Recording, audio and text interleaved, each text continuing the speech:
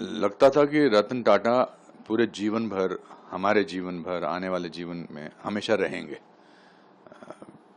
क्योंकि कुछ लोग, आप उनको हमेशा मिलते नहीं हैं, बट उनका एहसास देश के इंफ्रास्ट्रक्चर में नज़र आता है, देश के चैरिटी इंस्टीट्यूशन में नज़र आता है, देश के आबो हवा में नज़र आता है, अच्छाई में नज़र आता है।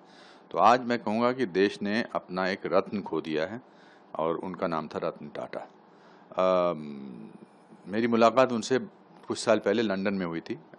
बकिंगम गेट में उनका एक ताज का होटल है, तो मुझे मिले थे और 5-7 मिनट तक बात करते रहे और फिर बोले कि आई लाइक योर कॉमेडीज़, आप I laugh when I see you sometimes, not very often but rarely I saw 1 or 2 comedies. But उसके अलावा आई थिंक किसी इंसान को अगर अपना आदर्श बनाना है तो उसमें रतन टाटा सबसे ऊपर नंबर पर आएंगे।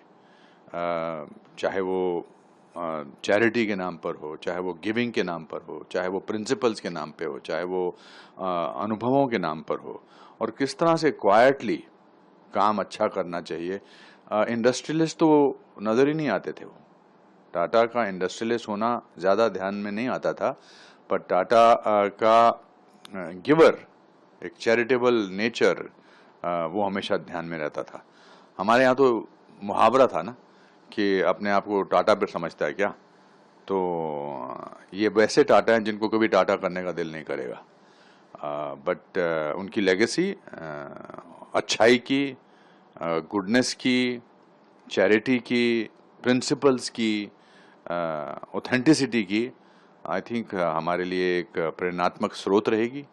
और उनका नाम हमेशा भारत में नहीं बल्कि पूरे विश्व में रोशन रहेगा, because he is a symbol of goodness. He is a symbol of efficiency. He is a symbol of principles. So वो याद दिलाते रहते हैं कि ये इंसान जो है ऐसा, अगर मैं 10% भी बन सकूं तो मैं अपने आप को बहुत ही खुश